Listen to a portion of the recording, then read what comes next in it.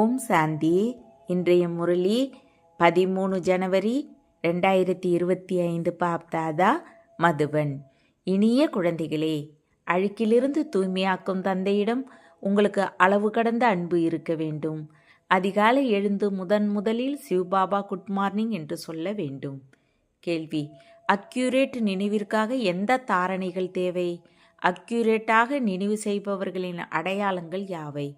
பதில்: அக்யூரேட்டாக நினைவு செய்வதற்கு பொறுமை, ஆழமான ஈடுபாடு மற்றும் அறிவு தேவை. இந்த தாரணைகளின் ஆதாரத்தில் யார் நினைவு செய்வாரோ அவரது நினைவோடு சேரும். தந்தையின் கரண்ட் கிடைக்கும். அந்த கரண்டால் ஆயுள் அதிகமாகும், ஆரோக்கியம் அதிகமாகிக் கொண்டே போகும், இதயம் முற்றிலும் குளிர்ந்துவிடும், ஆத்மா சதோப்பிரதானமாக ஆகிக்கொண்டே போகும். ஓம் சாந்தி. இனிமையான குழந்தைகளே, தத்துவம், அதாவது ஆத்மாக்கள் நீங்களும் சாந்த சொரூபமாக இருக்கிறீர்கள் என்று தந்தை சொல்கிறார். உங்கள் அனைத்து ஆத்மாக்களுக்கும் அமைதியே சுய தர்மமாக இருக்கிறது. சாந்தி தாமத்திலிருந்து இங்கே வந்து நீங்கள் டாக்கி ஆகிறீர்கள். உங்கள் பாகத்தை நடிப்பதற்கு இந்த கர்மேந்திரியங்கள் கிடைக்கின்றன.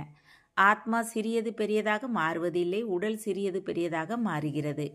நான் சரீரதாரி இல்லை என்று தந்தை சொல்கிறார். நான் குழந்தைகளை நேரடியாக சந்திக்க வரவேண்டியிருக்கிறது. ஒரு தந்தை இருக்கிறார், அவருக்கு குழந்தை பிறப்பதாக வைத்துக்கொள்வோம். அப்போது நான் பரந்தாமத்திலிருந்து பிறவி எடுத்து தாய் தந்தையை சந்திக்க வந்திருக்கிறேன் என்று அந்த குழந்தை சொல்லாது. ஏதாவது ஒரு புது ஆத்மா ஒருவருடைய உடலில் வந்தாலும் அல்லது ஏதாவது பழைய ஆத்மா ஒருவருடைய உடலில் பிரவேசம் செய்தாலும் நான் தாய் தந்தையை சந்திக்க வந்திருக்கிறேன் என்று சொல்லாது. அந்த ஆத்மாவிற்கு தானாகவே தாய் தந்தை கிடைக்கிறது. இங்கு இது புது விஷயம். நான் பரந்தாமத்திலிருந்து வந்து குழந்தைகள் உங்கள் முன்னால் இருக்கிறேன். குழந்தைகளுக்கு மீண்டும் ஞானத்தை கொடுக்கிறேன் என்று தந்தை சொல்கிறார். ஏனெனில் நான் ஞானம் நிறைந்தவராக ஞான கடலாக இருக்கிறேன். குழந்தைகள் உங்களுக்கு கல்வி கற்பிக்க, ராஜயோகத்தை கற்பிக்க நான் வருகிறேன். பகவான் மட்டுமே ராஜயோகத்தை கற்பிக்கிறார். கிருஷ்ணரின் ஆத்மாவிற்கு இந்த ஈஸ்வரிய பாகம் கிடையாது. ஒவ்வொருவருக்கும் அவரவர் பாகம் இருக்கிறது. ஈசனுக்கு அவரது பாகம் இருக்கிறது. அதனால் இனிய குழந்தைகளை தன்னை ஆத்மா என்று உணருங்கள் என்று தந்தை புரிய வைக்கிறார். அப்படி தன்னை உணர்வது எவ்வளவு இனிமையாக இருக்கிறது. நாம் என்னவாக இருந்தோம், இப்போது என்னவாக ஆகி கொண்டிருக்கிறோம். இந்த நாடகம் எப்படி அதிசயமாக உருவாக்கப்பட்டிருக்கிறது என்பதையும் இப்போது நீங்கள் புரிய வைக்கிறீர்கள். இது புருஷோத்தம சங்கமயுகம் என்பது மட்டும் நினைவில் இருந்தாலும் நாம் சத்தியுகத்திற்கு போகக்கூடியவர் என்பது உறுதியாகிறது. இப்போது சங்கமயுகத்தில் இருக்கிறோம், பிறகு நமது வீட்டிற்கு போக வேண்டும். அதனால் நிச்சயம் தூய்மையாக வேண்டும். மனதிற்குள் மிகுந்த மகிழ்ச்சி இருக்க வேண்டும். ஓஹோ, இனிமேலும் இனிமையான குழந்தைகளே, என்னை நினைவு செய்தால் நீங்கள் சதோ பிரதானம் ஆவீர்கள், உலகின் அதிபர்கள் ஆவீர்கள் என்று எல்லையற்ற தந்தை சொல்கிறார். தந்தை குழந்தைகளுக்கு எவ்வளவோ அன்பு காட்டுகிறார். ஆசிரியர் உருவில் மட்டும் பாடம் கற்பித்துவிட்டு வீட்டிற்கு போவதில்லை. இவர் தந்தையாகவும் இருக்கிறார், ஆசிரியராகவும் இருக்கிறார், உங்களுக்கு கற்பிக்கவும் செய்கிறார். நினைவு யாத்திரையும் கற்பிக்கிறார். அப்படி உலகிற்கு அதிபராக்கும், அழுக்கிலிருந்து தூய்மையாக்கும் தந்தையிடம் மிகுந்த அன்பு இருக்க வேண்டும். அதிகாலை எழுந்தவுடன் முதலில் சிவபாபாவிற்கு குட் மார்னிங் சொல்ல வேண்டும். குட் மார்னிங் சொல்வது என்றால் நினைவு செய்வது. அதனால் மிகுந்த மகிழ்ச்சியில் இருப்பீர்கள். நான் காலையில் எழுந்து எந்த அளவு எல்லையற்ற தந்தையை நினைவு செய்கிறேன் என்று குழந்தைகள் தங்கள் உள்ளத்தை கேட்க வேண்டும். மனிதர்கள் காலையில் பக்தியும் செய்கிறார்கள், எவ்வளவு அன்பாக பக்தி செய்கிறார்கள். எனினும் பல குழந்தைகள் உள்ளத்தோடும் உயிரோடும் பிரியமாகவும் அன்பாகவும் தந்தையை நினைவு செய்வதில்லை என்பது பாபாவுக்கு தெரியும். காலையில் எழுந்து பாபாவுக்கு குட் மார்னிங் சொல்ல வேண்டும். ஞான சிந்தனையில் இருக்க வேண்டும். அப்போது மகிழ்ச்சியின் அளவு அதிகமாகும். பாபாவுக்கு குட் மார்னிங் சொல்லவில்லை என்றால் பாவ சுமை எப்படி இறங்கும்? நினைவே முக்கியம். அதன் மூலமாகவே உங்கள் எதிர்காலத்திற்கு மிகப்பெரிய வருமானம் கிடைக்கிறது. ஒவ்வொரு கல்பமும் இந்த வருமானம் காரியத்திற்கு வரும். மிக பொறுமையாக ஆழ்ந்த ஈடுபாட்டோடு அறிவோடு நினைவு செய்ய வேண்டும். மேலெழுந்த வாரியாக நாங்கள் பாபாவை அதிகம் நினைவு செய்கிறோம் என்று சொல்கிறார்கள். ஆனால் அக்யூரேட்டாக நினைவு செய்வதற்கு முயற்சி தேவை.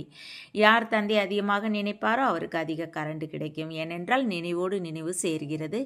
யோகமும் ஞானமும் இரண்டு விஷயங்கள். யோகத்தின் பாடம் வேறு, அது மிகப்பெரிய பாடம். யோகத்தால் தான் ஆத்மா சதோ பிரதானமாகிறது. நினைவு செய்யாமல் சதோ பிரதானமாவது சாத்தியமே இல்லை.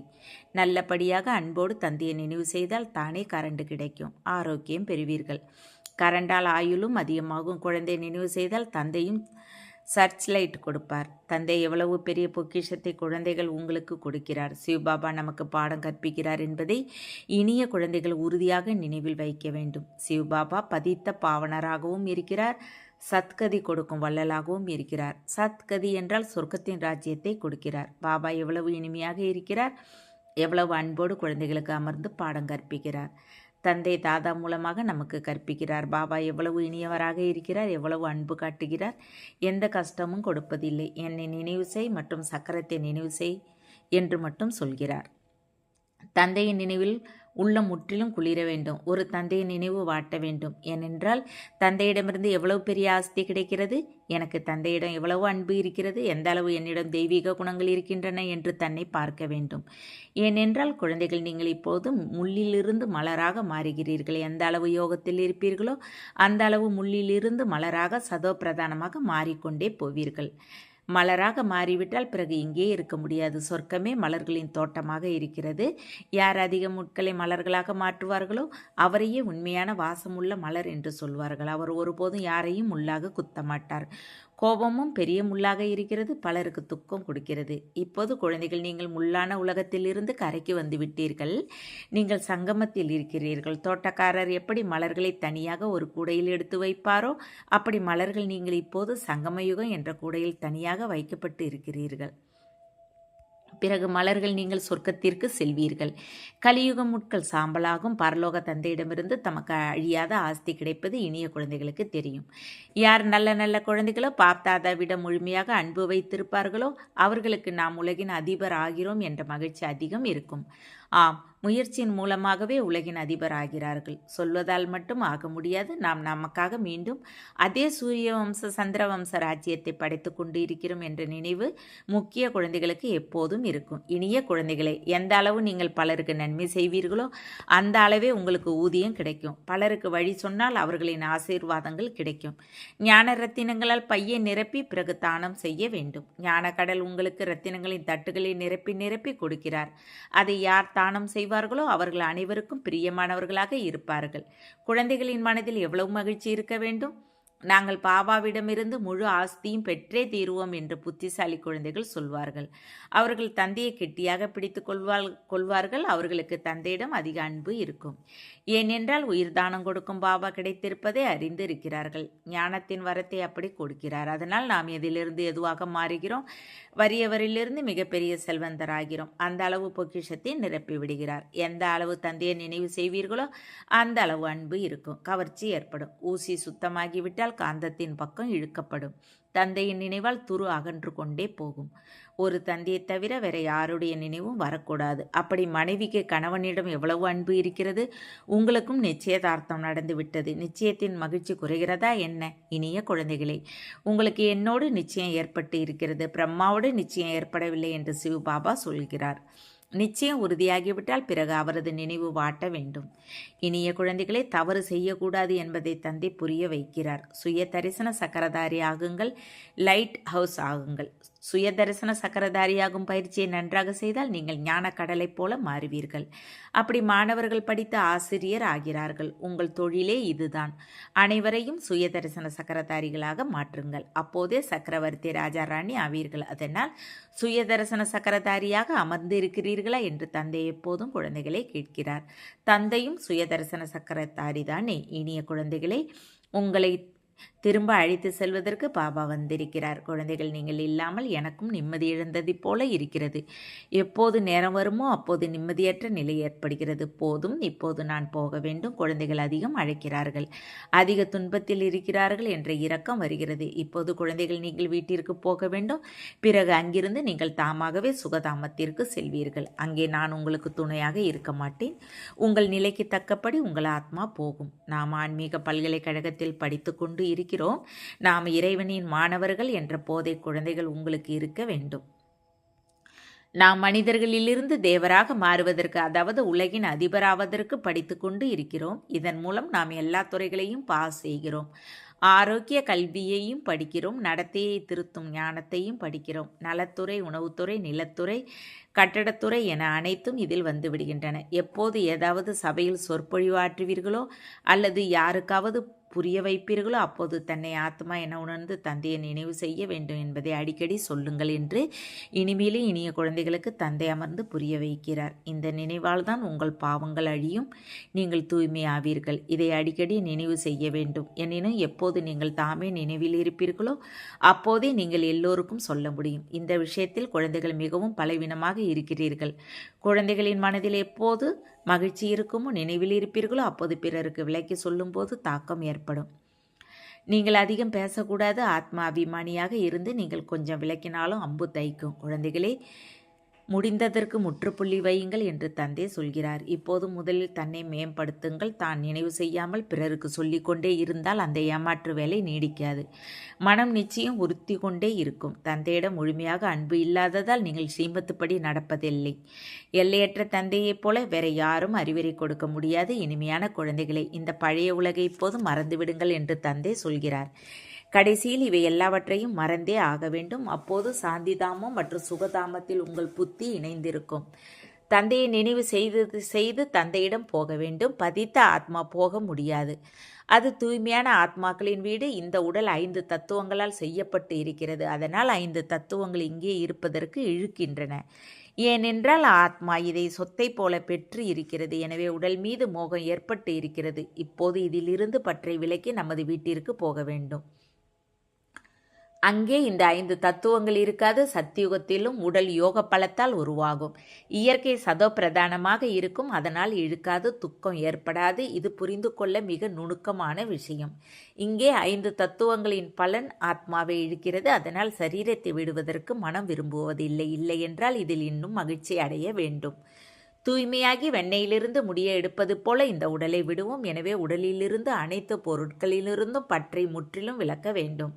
இவற்றோடு நமக்கு எந்த தொடர்பும் இல்லை. நாம் பாபாவிடம் போகிறோம், அவ்வளவுதான். இந்த உலகிலிருந்து நமது மூட்டை முடிச்சுகளை தயார் செய்து முன்னரே அனுப்பிவிட்டோம். அவை கூடவே வர முடியாது. மற்றபடி ஆத்மாக்கள் போக வேண்டும். உடலையும் இங்கேயே விட வேண்டும். பாபா புதிய சரீரத்தின் காட்சி கொடுத்திருக்கிறார். தங்க வைரங்களின் மாளிகை கிடைத்துவிடும். அப்படிப்பட்ட சுகதாமத்திற்கு போவதற்கு எவ்வளவு முயற்சி செய்ய வேண்டும். களைத்து போகக்கூடாது. இரவு பகலாக அதிகம் சம்பாதிக்க வேண்டும். எனவே தூக்கத்தை வென்ற குழந்தைகளை என்னை மட்டும் நினைவு செய்யுங்கள், ஞான சிந்தனை செய்யுங்கள் என்று தந்தை சொல்கிறார். நாடகத்தின் ரகசியத்தை புத்தியில் வைப்பதன் மூலமாக புத்தி முற்றிலும் குளிர்ச்சி அடையும். யார் மகாரதி குழந்தைகளோ அவர்கள் ஒருபோதும் அசைவதில்லை. சிவதந்தையை நினைவு செய்தால் அவர் உதவியும் செய்வார். தந்தை குழந்தைகள் உங்களை துன்பத்திலிருந்து விடுவித்து அமைதியின் தானம் கொடுக்கிறார். நீங்கள் அமைதியை தானமாக கொடுக்க வேண்டும். உங்களுடைய இந்த எல்லையற்ற அமைதி, அதாவது யோக பலன், பிறரையும் முற்றிலும் அமைதி பெற செய்யும். இவர் நமது வீட்டை சேர்ந்தவரா இல்லையா என்பது உடனே தெரிந்துவிடும். இவர் நமது தந்தை என ஆத்மாவிற்கு உடனே கவர்ச்சி ஏற்படும். நாடியையும் பார்க்க வேண்டும். இந்த ஆத்மா நமது குலத்தை சேர்ந்ததா என்பதை தந்தையின் நினைவிலிருந்து பிறகு பாருங்கள். ஒருவேளை அப்படி இருந்தால் முற்றிலும் குளிர்ந்துவிடும். யார் இந்த குலத்தை சேர்ந்தவர்களோ அவர்களுக்கே இந்த விஷயங்களின் மேல் ரசனை ஏற்படும். குழந்தை நினைவு செய்தால் தந்தையின் அன்பு கொடுப்பார். ஆத்மாவிற்கு அன்பு காட்டப்படுகிறது. யார் அதிக பக்தி செய்து இருப்பார்களோ அவர்களே அதிகம் படிப்பார்கள் என்பதும் உங்களுக்கு தெரியும்.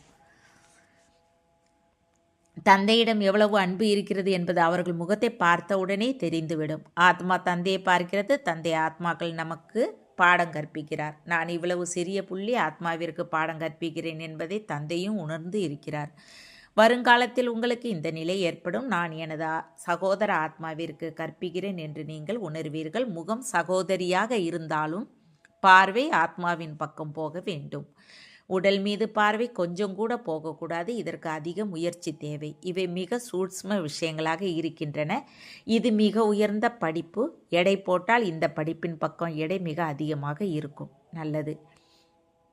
இனிமேலும் இனிமையான காணாமல் போய் கண்டெடுக்கப்பட்ட செல்ல குழந்தைகளுக்கு தாய் தந்தை பாப்தாதாவின் அன்பு நினைவுகள் மற்றும் காலை வணக்கம்.